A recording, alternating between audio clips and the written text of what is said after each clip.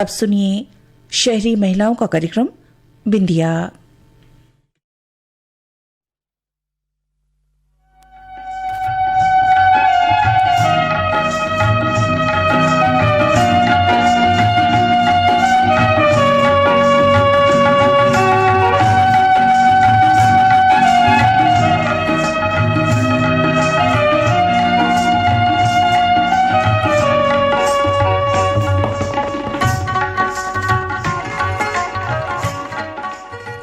सोच में आत्मविश्वास की महक हो, इरादों में हौसलों की चहक हो, जुबां पर सच्चाई का स्वाद हो और जिंदगी हर पल महकता गुलाब हो। सभी श्रोता बहनों का बिंदिया कार्यक्रम में स्वागत है।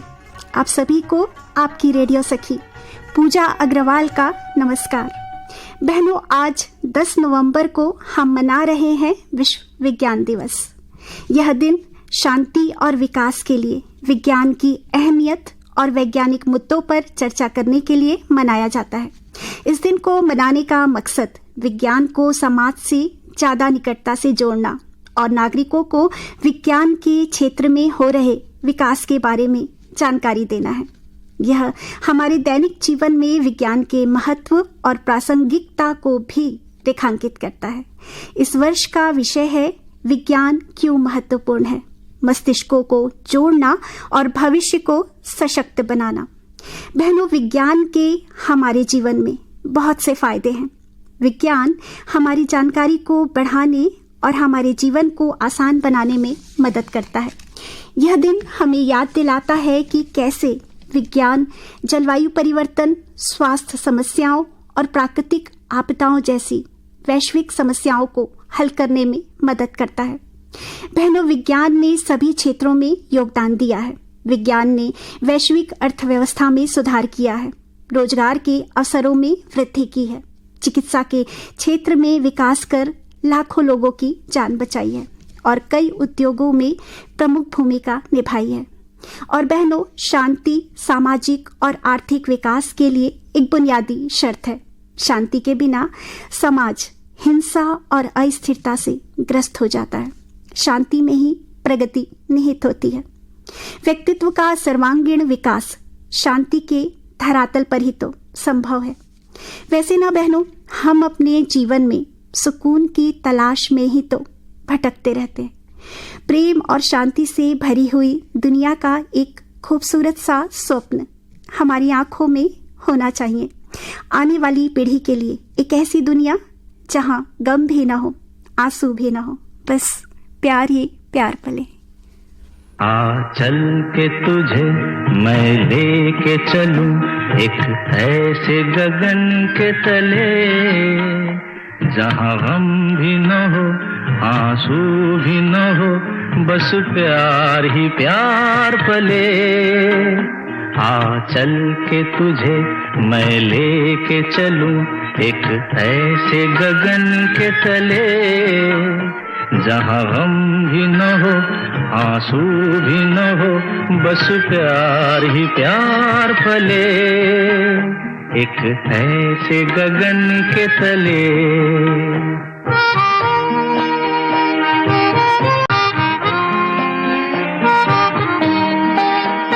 सूरज की पहली किरण से आशा का सवेरा जागे, सूरज की पहली किरण से आशा का सवेरा जागे, चंदा की किरण से धुल कर घनघोर अंधेरा भागे, चंदा की किरण से धुल कर घनघोर अंधेरा भागे। कभी धूप खिले कभी छाँव मिले, लंबी सी डगर न खले, जहाँ गम भी न हो, आंसू भी न हो, बस प्यार ही प्यार पले, एक ऐसे गगन के तले।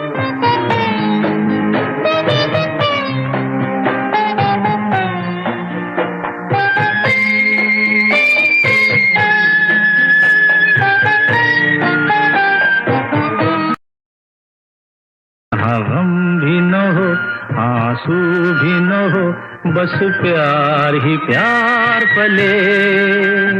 आ चल के तुझे मैं लेके चलूं एक ऐसे गगन के तले, जहाँ गम भी न हो, आंसू भी न हो, बस प्यार ही प्यार पले। एक ऐसे गगन के तले, एक ऐसे गगन के तले। बहनों, कुछ लोगों का जीवन अधिक चुनौतीपूर्ण होता है। जिस समाज के लोग सहयोगी होते हैं वह एक आदर्श समाज कहा जा सकता है। वही जीवन सबसे अधिक सफल होता है जो औरों के काम आता है। बहनों, सेवा और सहयोग का भाव व्यक्ति को जीवन में सबसे अधिक आत्मसंतोष प्रदान करता है और यह सभी में होना चाहिए। आज हम आपके लिए लेकर आए हैं भेंटवार्ता दिव्यांगजनों का पुनर्वास, जिसमें आप सुन सकती हैं श्रीमती पूजा मिसालवार से दीपशिखा शर्मा की। ईश्वर की बनाई इस खूबसूरत दुनिया में कुछ भी पूरा नहीं है और यही अधूरापन इस संसार को गति देता है। जब कोई प्रकृति से कुछ हटकर होता है तो उसमें दिव्य शक्ति होती है जिससे वह पूर्णता के शिखर को प्राप्त कर सके, और जो लोग इस दिव्य गुण को तलाश लेते हैं वह किसी पारंगत जौहरी से कम नहीं होते। बहनों, ऐसी ही कुशल, समर्पित और लग्नशील व्यक्तित्व से आज हम आपकी मुलाकात कराते हैं, जो है श्रीमती पूजा मिसालवार। आप छत्तीसगढ़ राज्य बाल कल्याण परिषद वाणी वाचन थेरेपी सेंटर में सुपरिंटेंडेंट के पद पर पदस्थ हैं। पूजा जी, आपका बिंदिया कार्यक्रम में हमारे स्टूडियो में बहुत बहुत स्वागत है। धन्यवाद दीपशिखा जी। पूजा जी, सबसे पहले आप अपने कार्य क्षेत्र के विस्तार से बताइए। जी बिल्कुल, मैं एक छत्तीसगढ़ राज्य बाल कल्याण परिषद, इसके सेंटर 4-5 सेंटर हैं, जिसमें रेसिडेंशियल आश्रय गृह भी है और यह एक थेरेपी सेंटर है जहां पर मैं सुपरिटेंडेंट के पद पर कार्यरत हूँ।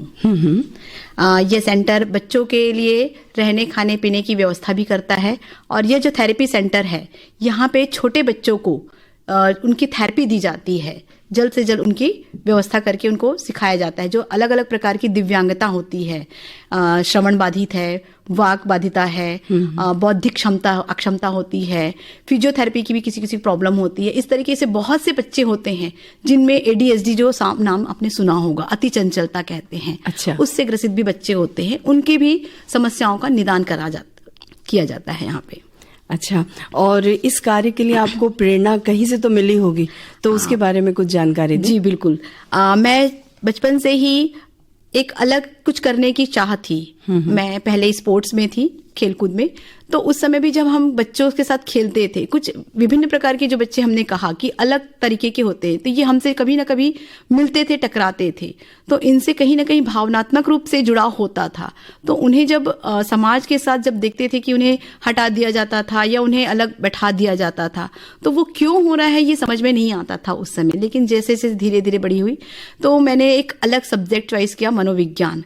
उस क्षेत्र में जब मैं गई तो मुझे समझ में आया कि मानव के साथ कैसे बिहेव करना है, कैसे रहना है और इन बच्चों के साथ क्या क्या समस्याएं आती है। उस सब्जेक्ट को लेकर हमने काम जब पढ़ाई की तो मुझे समझ में आया, और फिर ऐसे बहुत से बच्चे भी देखे हमने, तो उससे हमें कहीं ना कहीं प्रेरणा मिली कि इन बच्चों के लिए कुछ किया जाए।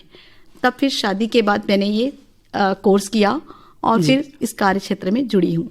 जी, और पूजा जी, वो कहते हैं ना कि किसी भी कार्य को हम जब शुरू करते हैं तो छोटी बड़ी अड़चनें तो जरूर आती हैं, तो आपको भी कुछ कठिनाइयां आई होंगी जब आपने इसकी शुरुआत की या इस विषय के बारे में सोचा, तो इसके बारे में कुछ जानकारी दें।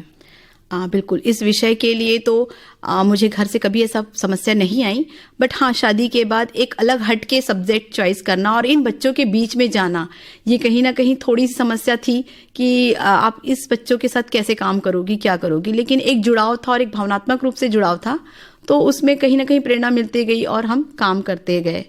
ये बिल्कुल उस तरह हुआ जहाँ चाह वहाँ राह। बिल्कुल जी, है ना।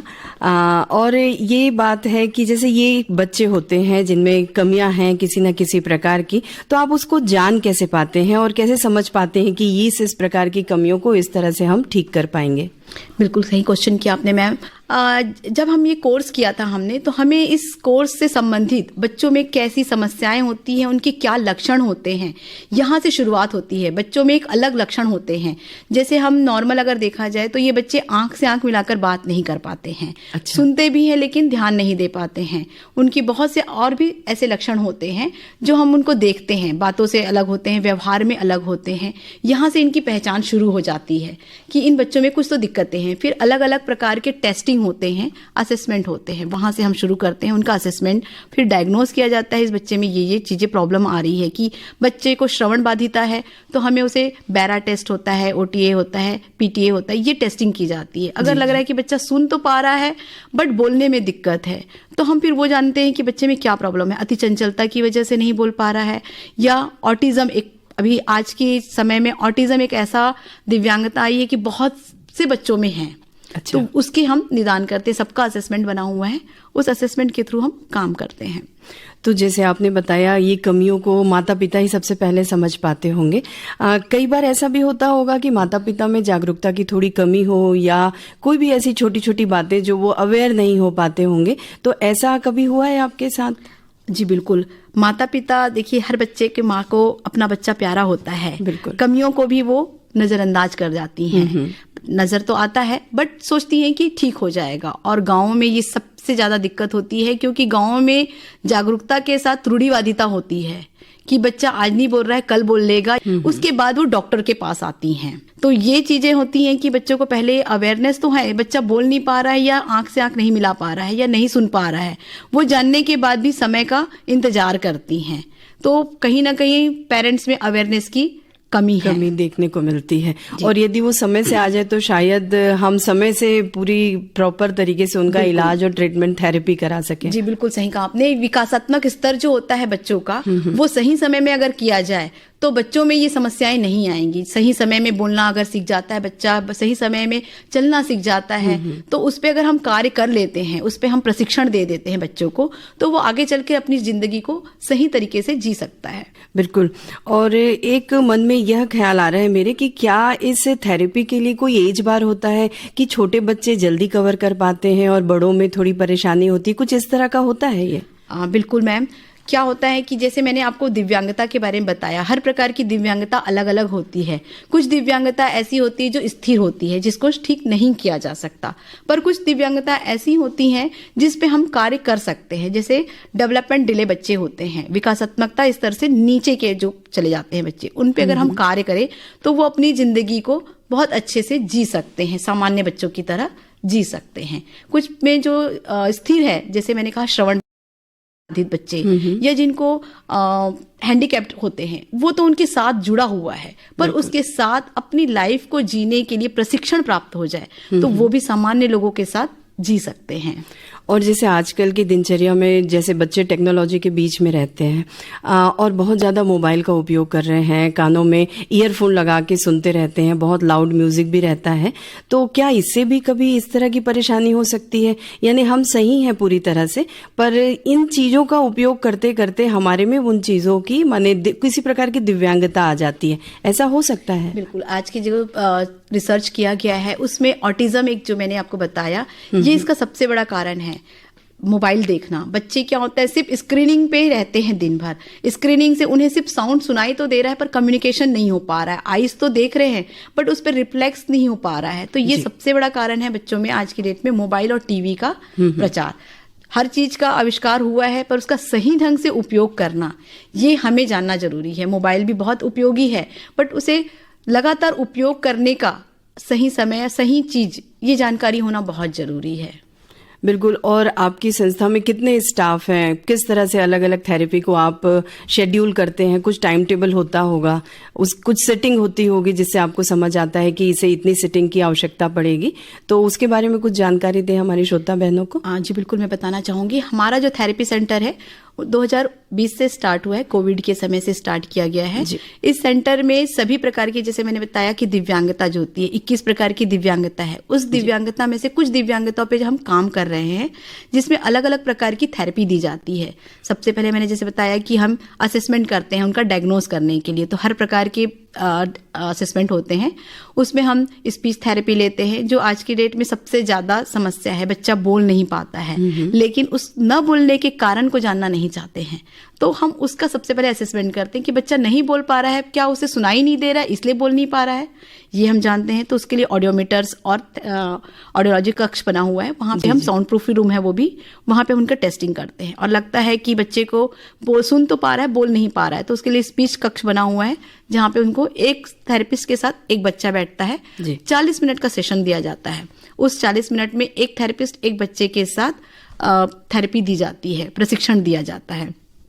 इसके अलावा ऑक्यूपेशनल थेरेपी कहते हैं, वो एक पार्ट बहुत ही आज की डेट में अहम हो गया है। बच्चों में अटेंशन की कमी, ध्यान की कमी, मोटर डेवलपमेंट्स की कमी हो गई है, सेंसरी से रिलेटेड प्रॉब्लम्स हो रही है, उससे रिलेटेड भी हम उस कक्ष में बच्चों का असेसमेंट करते हैं और क्लासेस दी जाती है।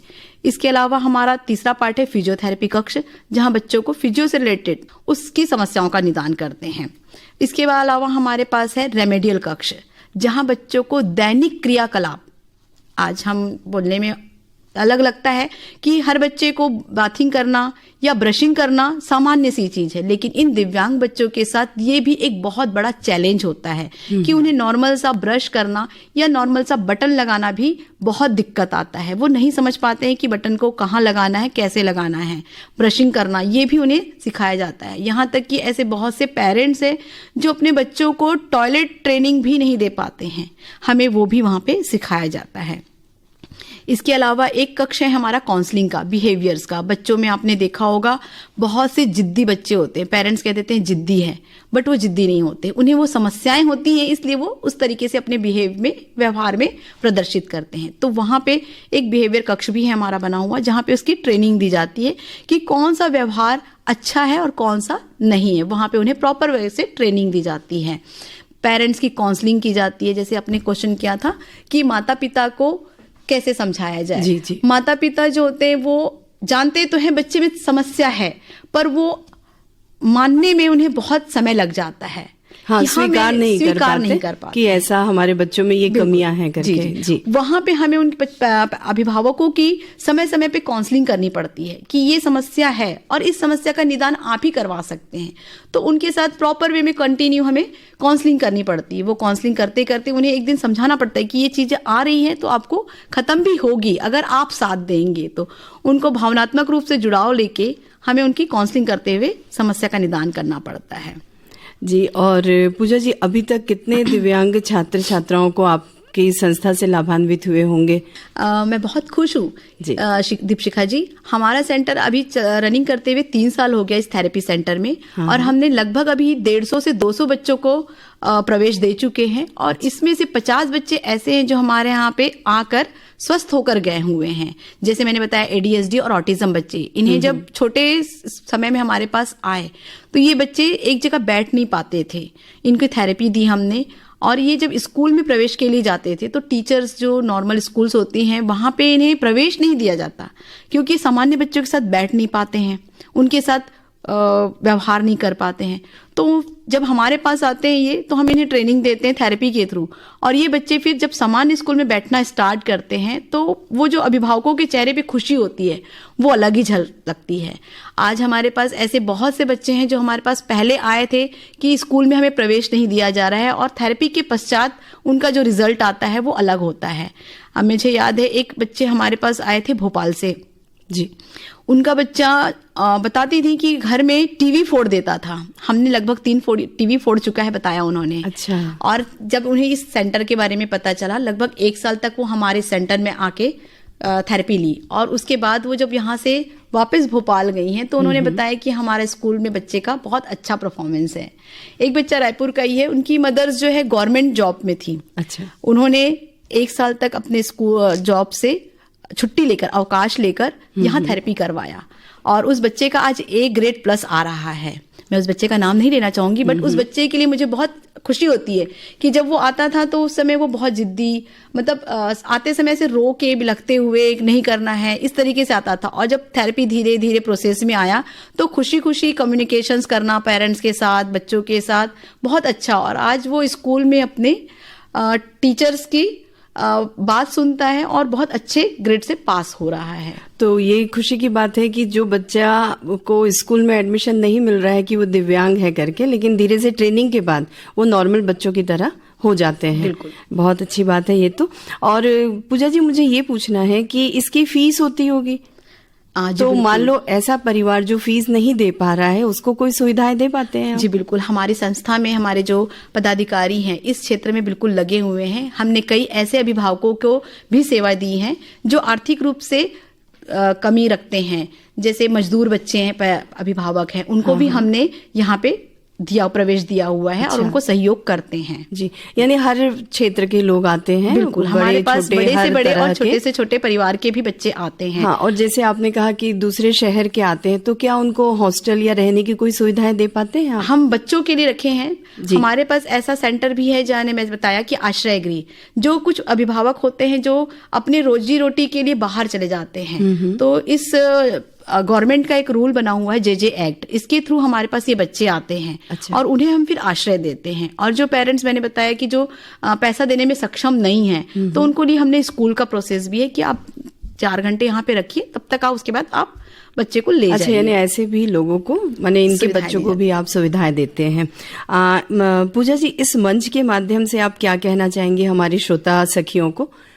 बिल्कुल, मैं अपने सभी श्रोतागणों से निवेदन करना चाहूंगी, जब भी आपको ऐसा लगे कि बच्चे में कहीं दिक्कत है, सामान्य बच्चों से व्यवहार में अलग है, तो तुरंत ही डॉक्टर से कंसल्ट करें, क्योंकि बच्चों की दिव्यांगता को ठीक करने का हम प्रयास करते हैं। तो उसमें आप अपना भी सहयोग दें। आपको जब भी लगे कि ऐसे कुछ समस्याएं आ रही हैं, तो कहीं भी नजदीकी सेंटर में जाकर जांच करवाएं। माने कहने का मतलब है कि जागरूक रहें। बच्चे जब माँ के गर्भ में है तब से ही सारी चीजों को अच्छे से डॉक्टर के द्वारा जानकारी हासिल करते रहें, और जैसे ही लगता है कि जन्म के बाद किसी प्रकार की कमी है और उसको थेरेपी से यदि हम दूर कर सकते हैं, तो आपकी संस्था से संपर्क करें। पूजा जी, आपसे आज बहुत सी जानकारी प्राप्त हुई और उम्मीद है हमारी श्रोता सखियां भी बहुत ज्यादा लाभान्वित हुई होंगी। आप स्टूडियो में आई, अपना समय हमें दिया, उसके लिए बिंदिया कार्यक्रम की तरफ से बहुत बहुत धन्यवाद। धन्यवाद दीपशिखा जी। बहनों, अभी आप सुन रही थी भेंट वार्ता दिव्यांगजनों का पुनर्वास, जिसमें श्रीमती पूजा मिसलवार से बातचीत कर रही थी दीपशिखा शर्मा। बहनों, चेहरे पर मुस्कान और दिल में उत्साह हर मर्ज की दवा है। अगर चेहरे पर हल्की सी मुस्कुराहट हो तो सकारात्मकता उभर कर आती है। किसी के चेहरे पर मुस्कुराहट केवल इसलिए नहीं होती कि उनकी जिंदगी में खुशियां ज्यादा है, बल्कि इसलिए होती है क्योंकि उनकी मुस्कान जिंदगी से ना हारने का एक वादा होती है। बहनों, आपने देखा होगा ऐसे लोगों को जो हर परिस्थिति में अपने चेहरे पर मुस्कान सहेजे रखते हैं। मुस्कुराहट के, अच्छी सेहत के साथ साथ जीवन में अनगिनत फायदे हैं। वैसे बहनों, अच्छा संगीत भी हमारे मन को प्रसन्नता और सुकून से भरकर हमारे चेहरे पर मुस्कुराहट ले आता है। सुनते हैं ये प्यारा सा गीत। बहनों, ऋतु परिवर्तन का हमारे जीवन पर गहरा प्रभाव पड़ता है। हमारे पहनावे पर तो इसका सबसे अधिक प्रभाव पड़ता है। जैसे कि ग्रीष्म ऋतु में हम हल्के रंग के सूती वस्त्रों का अधिक प्रयोग करते हैं, वहीं शीत ऋतु में ऊनी कपड़ों का। हमारा खान पान भी इससे प्रभावित होता है। ग्रीष्म ऋतु में हम शीतलता प्रदान करने वाले, तो शीत ऋतु में गर्मी प्रदान करने वाले खाद्य पदार्थों का अधिक सेवन करते हैं। हमारे 30 त्योहारों पर भी ऋतुओं का प्रभाव पड़ता है, वही हमारा स्वास्थ्य भी ऋतुओं से प्रभावित होता है। कुछ ऋतुएं स्वास्थ्य की दृष्टि से अति उत्तम होती हैं। इनमें खाद्य सामग्री की प्रचुरता होती है, हरी भरी सब्जियां अधिक मिलती हैं। तो बहनों, मौसम के अनुकूल अपने खान पान और स्वास्थ्य का ध्यान रखें। अच्छे स्वास्थ्य के लिए नियमित व्यायाम, संतुलित पोषण और पर्याप्त आराम करना जरूरी है। स्वस्थ जीवन शैली अपनाएं, क्योंकि हमारा स्वास्थ्य ही होता है हमारा सबसे बड़ा धन। नवंबर के बदलते मौसम में खांसी जुकाम से बचने के साथ ही त्वचा का भी ख्याल रखें। भरपूर मात्रा में पानी या जूस पिएं। विटामिन सी बढ़ाने वाली चीज़ों का सेवन करें। ज़्यादा तेलीय चीज़ें ना खाएं, और अगर बुखार या जुकाम महसूस हो तो तुलसी के पत्ते और अदरक का काढ़ा बनाकर सेवन करें। रात को 1 कप दूध में चुटकी भर हल्दी डालकर पीने से भी राहत मिलती है। तो बहनों, स्वस्थ रहिएगा, प्रसन्न रहिएगा। कार्यक्रम के अंत में हम आपसे यही कहेंगे कि जिंदगी खूबसूरत है, कीजिए इससे प्यार, दीजिए अपने सपनों को आकार और मुस्कुराते रहिएगा, क्योंकि यही है सुंदर हृदय का आधार। इसी के साथ दीजिए अनुमति आप सभी को आपकी रेडियो सखी पूजा अग्रवाल का नमस्कार।